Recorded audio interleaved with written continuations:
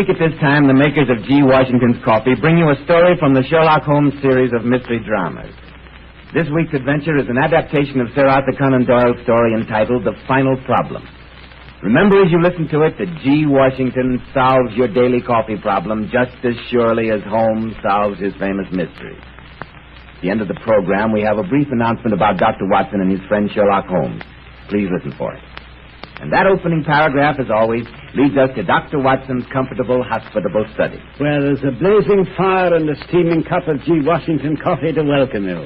Here it is, Mr. Bell. Made it as you came up the steps. Thank you, Dr. Watson. You know, a good cup of coffee always seems to me to be the very essence of hospitality. You name me a better coffee than G. Washington's, Mr. Bell. Go ahead, name me one. But seriously, G. Washington's isn't just another brand of coffee. It's really entirely different. It not only has a perfect flavor, but it's the easiest coffee to fix. Just a teaspoonful in the cup, add hot water, and incidentally, you never make more than you're going to use, so that makes it economical, too. Right, Mr. Bell. Now, suppose I begin my story. Fine. What's it to be this time? How about another tussle between Holmes and Professor Moriarty? Excellent. Always gives me plenty of first-class shudders to meet that individual. Well, tonight's story deals with Holmes' efforts to break up one of his most unpleasant schemes. A racket, you'd call it today. And did he succeed? Oh, no, Mr. Bell, that's putting the cart before the horse. The affair began with a series of curious disappearances from St. Anthony's Hospital. Well, what disappeared, Dr. Watson? People or things? They were corpses, or perhaps I should say cadavers. Oh. No, before I go any farther, perhaps I should explain that St. Anthony's is a medical school and hospital combined. I myself took my course in anatomy and dissection inside its venerable walls. Sir Lionel Greatlake, the head of the staff, was an old friend of mine. We cursed our internship in the same hospital. But to make a long story short, I received a frantic communication from Sir Lionel begging me to persuade Holmes to come straight to the hospital. I remember that night perfectly. A particularly nasty pea super had settled down over London. Literally feeling our way, we crept along the embankment till we sensed, rather than saw, the grey walls of St. Anthony's looming up ahead.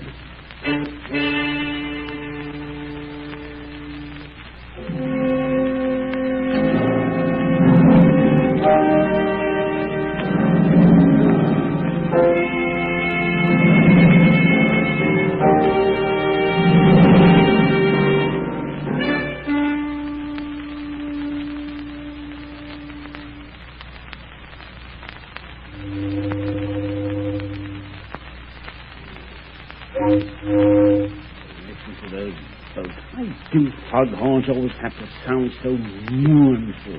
Well, Watson, you would insist on coming tonight. No, the staff entrance should be somewhere along here. And here it is. I stumbled over the doorstep. Where is that infernal bell? Oh, and here we are. I hope the night watchman hasn't gone off on his rounds. No, someone's opening the door. Thank you, Watson.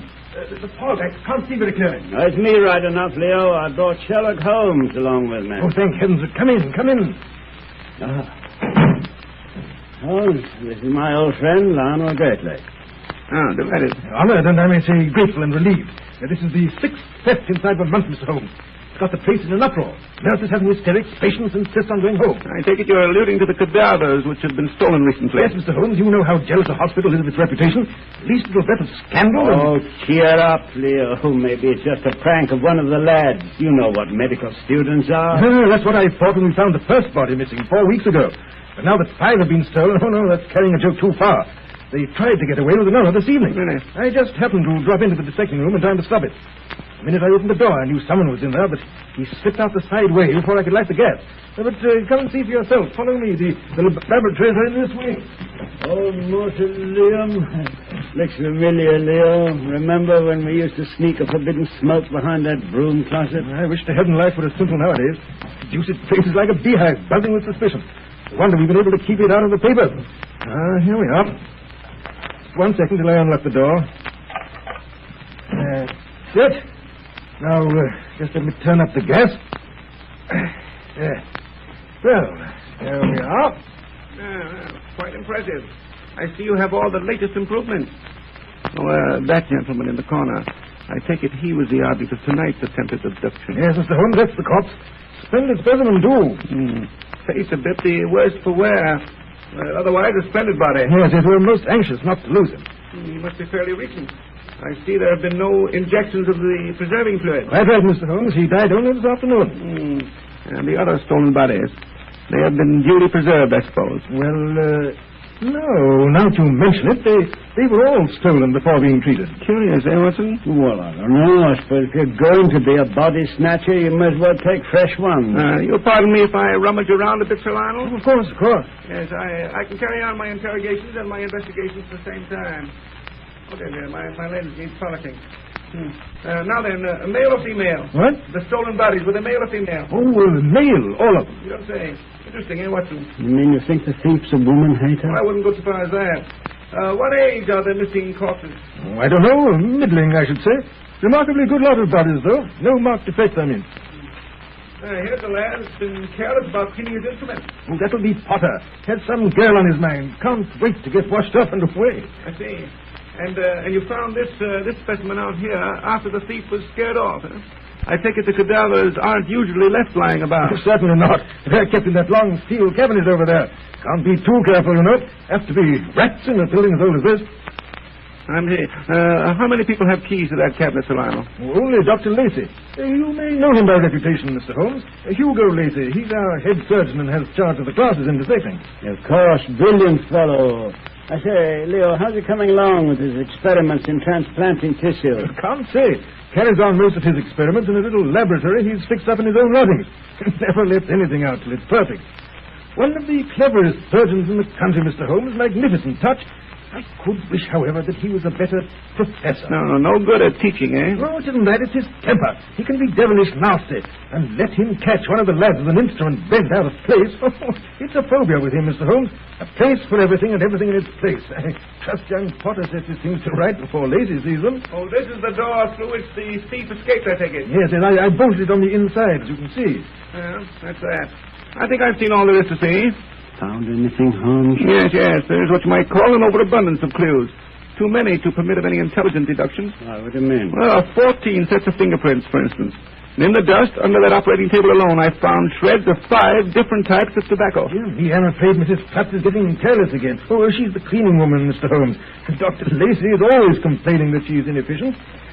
Well, Mr. Holmes, if you've finished your investigation, perhaps you can advise us how we should act in this matter. Now, before I do that, suppose we come to an understanding. Would you be satisfied merely to stop the thefts, or do you want to know who is responsible for the missing corpses? We must find out everything, Mr. Holmes. Who and what and how and why. A mystery of any kind is most demoralizing for a hospital. In that case, we should do nothing further. Oh, but Holmes... We should do nothing further tonight. But aren't you going to set a watch on this? If we did, the criminal wouldn't show up. You may take my word for it, Sir Lionel. The man who has been stealing your cadavers is thoroughly acquainted with the workings of this hospital. Look here, Mr. Holmes. If we don't set a guard on this room, he may steal this body, too. I sincerely hope so. Well, no use making things too easy for him. At least we can put the body back in the cabinet. Unfortunately, that won't be possible. We can't open it. The cabinet has a spring lock. The thief slammed it after him. Oh, dear. What will Lacey say when he finds this corpse out here in the morning? Well, I don't think there's much danger of that, Sir Lionel. Really, Mr. Holmes, I'm disappointed. I must say I hoped you would be more helpful. Well, there's one thing we can do for you before we leave, eh, Watson? No, what? Well, we can make up for Mrs. Clutch's deficiencies. If you'll get us a couple of old rags, Sir Lionel, I think Watson and I can go over this room in no time. Oh, have you gone out of your mind? Not at all, my dear Watson, not at all. It's most important that everything should be neat and tidy.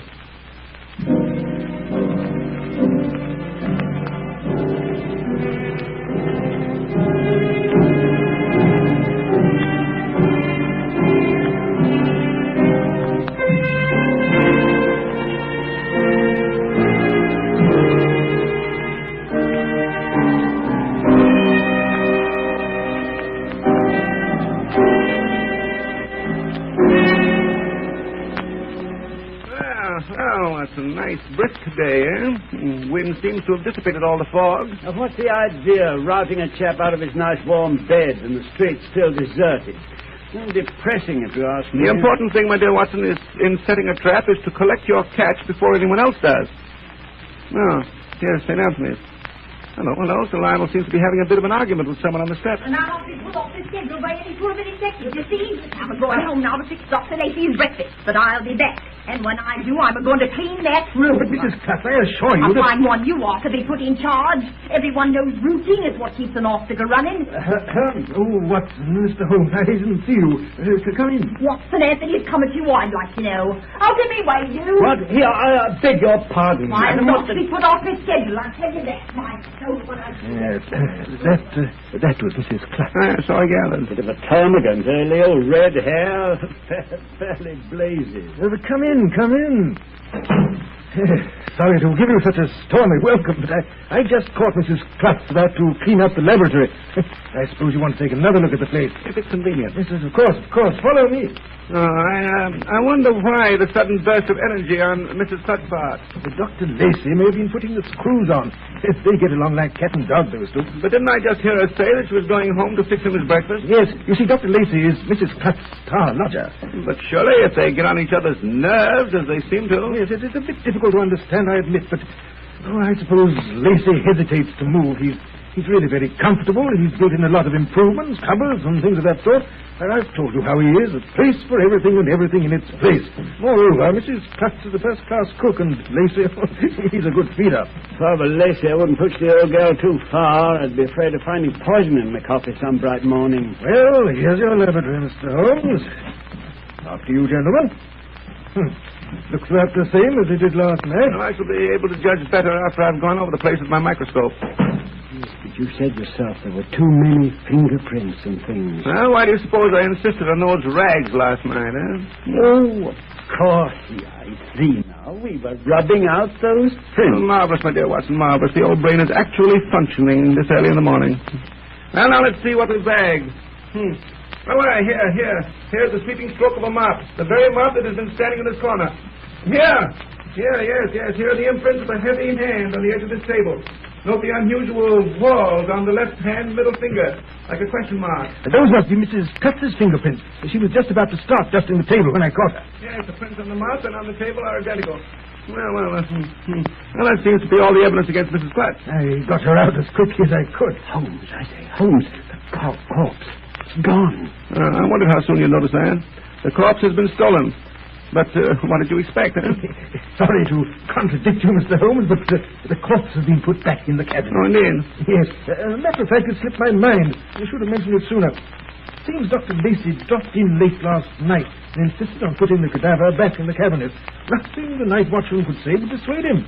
And I told you about his mania for order last night, Mr. Holmes. These are doubtless his fingerprints, then, here on the lock and around this panel of the cabinet. Yes, typical surgeon's hands. Long, sensitive fingers, but strong. Tips slightly spatulate. Yes, that's Lacey right enough. But, Holmes, aren't you going to look inside the cabinet? Well, I suppose we might as well if Sir Lionel can provide us with the key. Certainly. Lacey left his with the night watchman. Here we are. By Jove, the corpse is missing. Yes, I gathered it might be. Well, now let's see if we can find anything further in the room itself. Here we are. Prints of a third set of fingers. Yes. He came in here earlier than Lacey.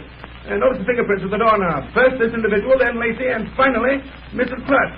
All nicely superimposed one over the other. Say, Holmes, this is fascinating, almost as exciting as a scientific experiment. Yes. This third individual, hand not any too steady.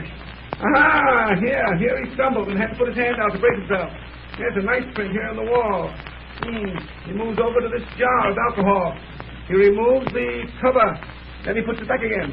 And here he staggers out. You mean he was intoxicated? Beautifully.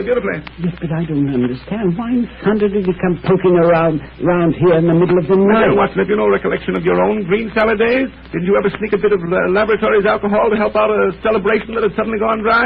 One of the students, eh? Any idea which one, Mr. Holmes? Well, I think I can make a guess, but I don't intend to. The boy isn't mixed up in this body snatching. The corpse was here when he left. His prints are under Lacey's on the doorknob. What is it, Potter? I just thought I'd slip in and polish up my instruments before those petticoats get... I beg your pardon, sir. Before Dr. Lacey gets to look at them. I'll come back later. Oh, not at all. Come right in. We're just leaving. Yes, but Holmes, we haven't discovered anything. Oh, but we have. We know for sure that either Lacey or Mrs. Cutts is involved in this business. Possibly both. Yes. I suggest we go to pay the Clutch Ménage a visit. Well, I'll be glad to take you over myself. What are you? You look a bit fagged this morning. I'm all right, sir. A little liverish, that's all. Well, don't let it get you down. Come along, Watson. Miss Potter. Yes, sir? They tell me tomato juice is an excellent antidote for raw alcohol.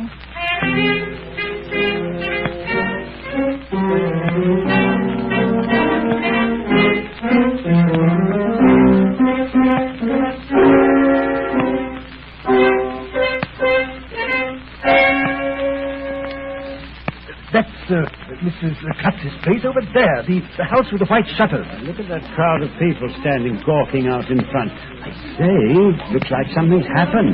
Yes. There's my favorite watchdog of the law, Inspector Lestrade of Scotland Yard, standing in the doorway looking important. Hello, Lestrade.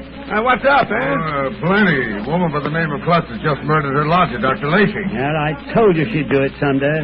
Any unusual details? No, open and shut case. First, she stabs him with a kitchen knife, then she throws the body, clothes and all, into a vat of nitric acid this bloke was keeping in his dressing room. Indeed. Any objections if I come in and take a look around? All right. But I tell you, this case is open and shut. But come in. Body's in first room, head of the stairs. It's not nice, but if you want to look, go ahead. I gotta stay here. Oh, thanks. What a vile odor. Chemical smell, plus something else. Oh, that'll be the acid. Look out. Stairs are dark. Holmes. You hear that noise? Like something bubbling and frying? Yes. That's the acid working on the body. Of course. That smell is acid and fat dissolving. Right. This must be the room. Oh, good morning, Jenkins. Good morning. Lestrade set you here to guard the body, eh? Yes, sir. This air, too. Oh, Jenkins, I think you might open another window. Get a draft through here. Yes, sir. Now, Watson, if you'll bring me that jug labeled olive oil, you may as well stop the action of this acid. You're right. Yes, sir. Pour it right into the tub. As Lestrade said, the remains are not exactly attractive. I wonder, Sir Lionel, if you could bring yourself to identify Dr. Lacey. Oh, certainly, Mr. Holmes. I'm a medical man. I'm quite used to... Yes, it is rather horrible. Tastes almost entirely eaten away. With the dark hair, what was left of it, and the clothes and that ring, he never could get it off his little finger. Yes, I think we may safely say that it's Lacey for it all. Oh, Jenkins, how was he killed? Kitchen knife on the table there. Mrs. Clutch's fingerprints plain as day. So Lestrade has been persuaded the value of fingerprints, eh? Dear. The world does progress. Yes. These are Mrs. Clutch's prints, all right. Well, Joe, man is here. Bring Mrs. Clutch along. Why didn't you go and take it to the end of me? I didn't kill him. He was dead when I come in. He was dead, I tell you. None of your lip and get going. Lestrade, just a moment. I'd like to ask this lady a few questions. He was dead when I found him. Is it likely I'd have called in the police if I'd have done it? Oh, you called in the police. Well, that she did. Leaning out the window, screaming bloody murder. Oh, any idea who could have killed Dr. Lacey, Mrs. Clutch? No, sir. I ain't been home all night. On account of my sister's having a baby. I went straight from her place to the hospital. Oh, you had any chance to check up on that, Lestrade? Oh, that's straight enough, but she'd been home at least 20 minutes before she called the police.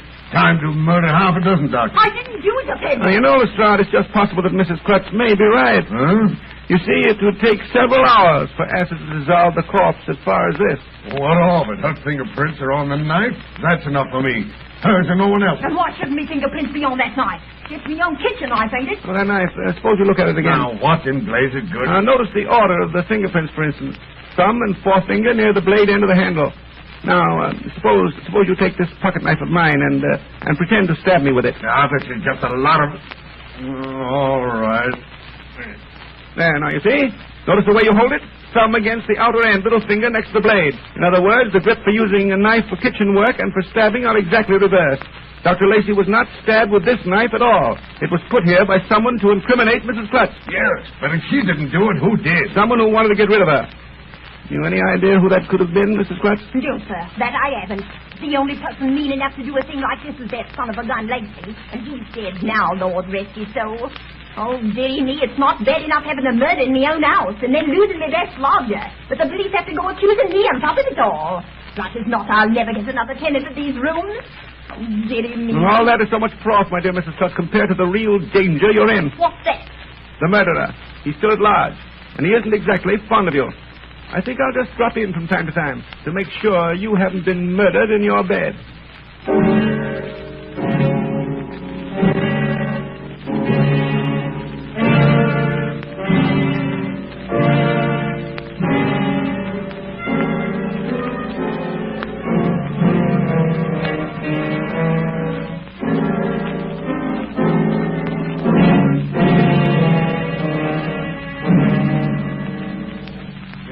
Really think Mrs. Clutch is in danger? Obviously, Watson, obviously. Confounded, why doesn't she answer the bell? If anything's happened, oh, here she comes. Oh, good afternoon, gentlemen. Please to step inside. I'd have come to the door sooner, but I was upstairs cleaning out Dr. Lacey's suite. Would you believe it? I've got a tenant. You don't say. Well, does he know its history? Yes, sir, that he does, but he says he's not superstitious. Oh, how fortunate. What do you like? Well, he's a German. Professor or something. Come here to carry on some experimenting with Dr. Lacey. Dr. Lacey told me he was expecting him only last week. And so when he come asking for Lacey this morning, and I told him what had happened, right away he asked if Dr. Lacey's notes and instruments were still here. And when I said yes, he said he'd move right in and carry on where Lacey left off. Would you mind coming upstairs while I finish my work? Well, lead the way, Mrs. Clutch, lead the way. He's a nice-looking man, too. Blonde with a beard. He limps a little. Oh, it'll be a relief, I tell you, after that, Lacey. He was getting queerer and queerer going out at all hours of the night. I declare I was on the verge of telling the police to keep an eye on him more than once. Well, here we are. Just you sit on the sofa. Now what in the name of... Well, from what I can see out of the window, I should say that your new lodger has arrived. Saints preserve us. Excuse me, gentlemen, when I let him in. Holmes, anything we'd better be going? In a moment, Watson, in a moment. Plenty of time. This way, please. Look up at the tenement stairs. Oh, my, ain't it hot? Oh, Mr. Holmes. This is Herr Gluck. Professor Gluckfeder, in Befehl. How do you do? Delighted. Sorry I had to come all this way and then find a friend dead. He is no friend. He is what you call a colleague. Mrs. Clutch, the portmanteau on the bed, please. Well, I know Mrs. Clutch will make her comfortable. I trust you had better luck than Dr. Come, Watson, come. We must be going. You see, Professor Gluckfeder, we were the detectives on this case. Don't you have found? Nothing, I'm afraid, nothing. These are my notes on the case. I'm really rather ashamed of them. Would you mind if I burn them here in your fireplace? Oh, not at all. Thank you. Oh, dear me. I don't seem to have a match. 1 moment, I'll get you some here in the drawer of this table. Here you are. A nice little box. Thank you, Dr. Lacey. Huh? I thought you would know where to find them. A place for everything and everything in its place. Yes, I was sure you would be drawn back to these rooms. Me? You think I am Dr. Lacey? He is dead, murdered. No, that wasn't Dr. Lacey in that tub of acid. It was one of the bodies he had stolen from St. Anthony's. It had a rather curious conformation of the bones of the right foot. I had seen it the night before, so of course I recognized it. Your misfortune, Dr. Lacey. But these foot, sir, what is all this rubbish? And you see, it came to my attention not long ago that Professor Moriarty was getting in touch with quite a number of heavily insured businessmen. One after another, these men died. But by and by, the insurance companies became suspicious. I was told to investigate. I discovered that on several occasions, Professor Moriarty had called on Dr. Lacey. Dr. Lacey, who was experimenting with facial surgery. Dr. Lacey, who had access to any number of corpses from St. Anthony's. Well, in time, I began to suspect that Dr. Lacey was working on these dead bodies and transforming them so they would look like the gentlemen who wished to collect their insurance.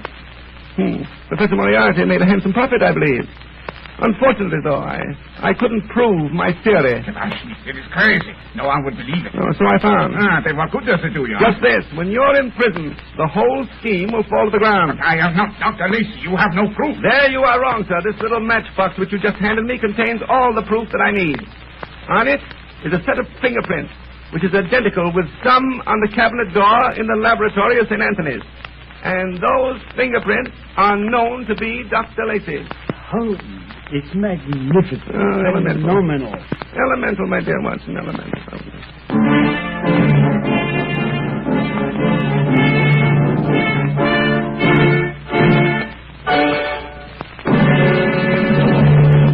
That's the end of the story, Mr. Bell. But Dr. Watson, didn't the man ever confess? He did better than that. He offered to show up Moriarty, but when they came to take down his testimony, he was found dead on his prison cot. Obviously, more of Moriarty's work. There's one thing I don't understand. Why didn't he take the same way out as the businessmen? Surely he could have doctored some corpse up so it looked like himself. He could have, Mr. Bell, but that's where human nature comes in. He hated Mrs. Clutch, so he wanted to implicate her. It was his big mistake. Well, that certainly is a fascinating story, Dr. Watson. Now to get back to something where there are never any mistakes. I know what you're hinting at now. Another cup of G. Washington coffee. Yes, indeed. Dr. Watson, have you ever stopped to consider how much the word economy has come to mean to Americans during the last couple of years? It's come to mean more to me, too. I have to save on a lot of things I never thought about before. How do you do it, Dr. Watson? Does it mean giving up all the good things in life and using cheaper quality? Not at all, Mr. Bell. I still keep to the good things, but I'm a little more careful how I use them. More satisfaction in being a little careful with good things, you know, than in putting up with poor quality. Oh, by the way, Mr. Bell. What is it, Dr. Watson? You're chuckling over something now, and it's only fair to tell what it is. Well, a lot of people have been taking a lesson from Sherlock Holmes, Mr. Bell. They've been drawing deductions. About what? About my book of Sherlock Holmes stories, Mr. Bell. They've been observant enough to notice the little number 1 on the back of the volume, and they want to know if they're going to be other books with more stories in them later on. I'm afraid I'm not very observant, Dr. Watson. I never noticed that little one. And are there going to be more stories? I can't tell for sure, Mr. Bell. I've been talking it over with Mr. Washington. But just in case there are, I want everybody to get volume 1 right away, so they won't be left when the first edition runs out and be unable to make up their complete set. That's right, too. We'll have to warn them about that. Especially with that economy we were talking about. It's worthwhile getting a really good book for nothing. But what about G. Washington? Is that economy? Of course it is. You know a Sherlock Holmes story about the rich old mustard manufacturer, don't you? I know, Dr. Watson. I can't say that I do. Oh, it's a good story. It applies to saving money on coffee, too. It seems a smart young man, who thought he was smart anyway, asked the Mustard King if he really made all his money out of the little bit of mustard people use on their food. And what did he say? He said no. He said he made most of it out of the mustard people leave on their plates. And that's just the way it is with coffee, or ordinary coffee anyway. You mean the real expense is not what you drink, but what you waste? Exactly, and that's where G. Washington saves. There's no waste. You only make what you want, and yet you can have all you want. Well, that sounds like economy, all right. Ladies and gentlemen, Dr. Watson and I want you to test G. Washington economy. Get a 4-ounce can right away. Don't be afraid of the size of the can or the price. G. Washington is economical because it ends waste. And as a special inducement, why, Dr. Watson will give you one of his books of 7 Sherlock Holmes stories. Just print your name and address on the back of a label from your 4-ounce can and send it to Morristown, New Jersey. You will receive without cost a handsome deluxe book with a gold profile of Holmes on the cover and a picture of Dr. Watson as a frontispiece. In that way, you'll have the satisfaction of proving to yourself that G. Washingtons won't wreck your family budget, and of getting a handsome book of Sherlock Holmes stories for nothing. Please note down the address, Morristown, New Jersey, and send in that 4-ounce can label right away so you won't be left without Volume 1 if the good doctor persuades Mr. Washington to wish him Volume 2. Now, Dr. Watson, what about next week's story? Next week, I'm going to tell you the story of a man 20 years older than his bride, and how death came to Rose Hill. And now, in answer to numerous requests, we want to announce that the Sherlock Holmes program has been on the air for 3 years. The part of Sherlock Holmes is played by Richard Gordon, that of Dr. Watson by Lee Lovell. Neither Mr. Gordon nor Mr. Lovell play the part of a detective and his doctor friend in any other program.